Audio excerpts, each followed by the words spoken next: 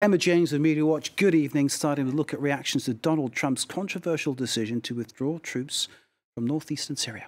Yes, the announcement came late on Sunday night after a phone call with the Turkish president, Recep Tayyip Erdogan.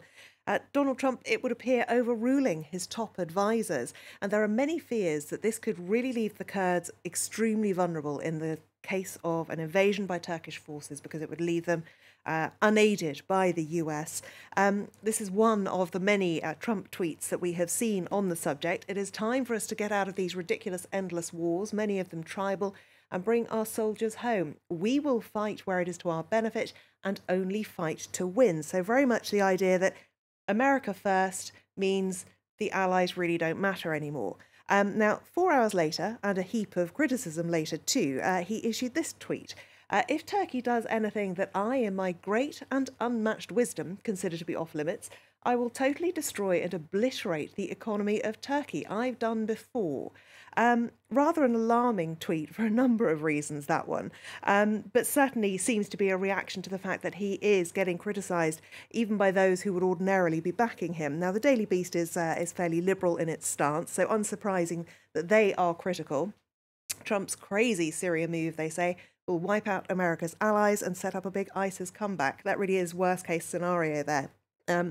Michael Weiss in this article says that the White House statement, which is slightly less bombastic than Donald Trump's tweets, read as if it were written by someone who wants absolutely nothing to do with a part of the world as messed up as the Middle East and doesn't care if the whole place burns to the ground. Very strong words there.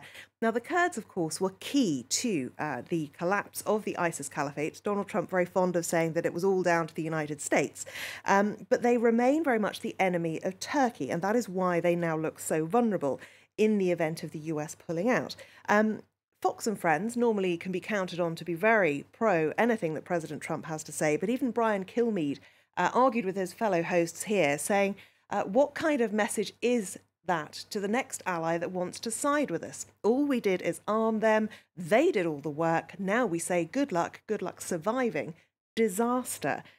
He's not the only one that you might have expected to back Donald Trump. Lindsey Graham is a Republican, a senator, and his first reaction to this news was, it's a disaster in the making. He then tweeted this: by abandoning the Kurds, we sent the most dangerous signal possible. America is an unreliable ally, and it's just a matter of time before we see China, Russia, Iran, and North Korea acting out in dangerous ways.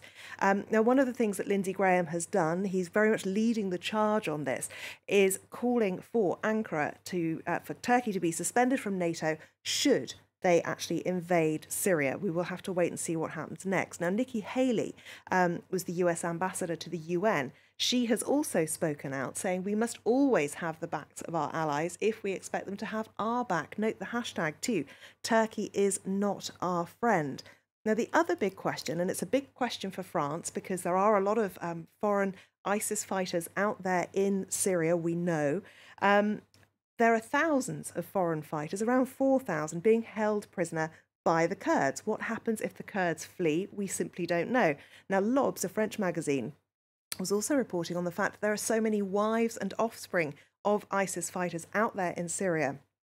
Frankly, nobody wants them, but nobody wants to see a massacre, and nobody wants to see them indiscriminately released either. So a lot of concerns about what could happen and what the repercussions of this could be. Indeed, and we're watching for all developments, of course. Now, France's Interior Minister Christophe Castaner is facing criticism here, even calls to resign, as more information comes to light about the man who killed 4 of his colleagues at the Paris police headquarters last week. Emma, tell us more. Yes, Christophe Castaner has only been in the job of Interior Minister for a year, but he's faced quite a number of crises now. Some of them, I think it's fair to say, of his own making. He does seem to be a little bit guilty of putting his foot in his mouth, as we like to say in the United Kingdom. The pressure is very much mounting on him, partly because of his first statements that he made after this attack happened at the Paris police headquarters. 4 police officers stabbed to death. He immediately said that there was no sign of any problem with the killer's behaviour before it happened. There was no idea that he could have been radicalised.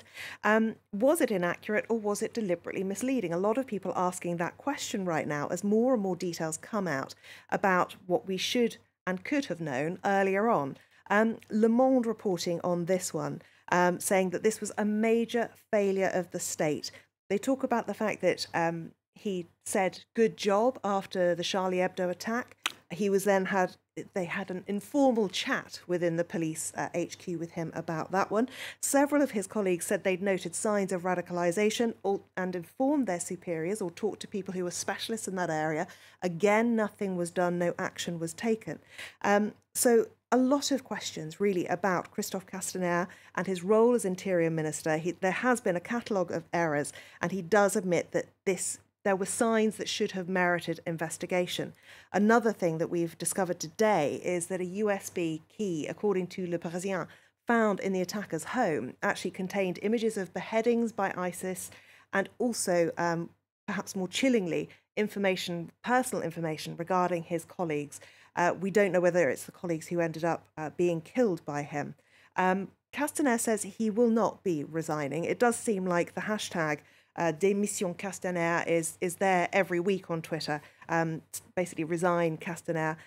What he has pointed to today is the number of attacks that have been prevented. He says there have been 3 just since the beginning of this year that have been prevented. His political rivals lining up to criticise him, though. This gentleman from the National Rally far-right party saying Mr. Castaner himself is talking about a malfunction of the state. It is him who is malfunctioning. And while he will be questioned by the Senate on Thursday, attention tomorrow very much turning in the direction of the victims.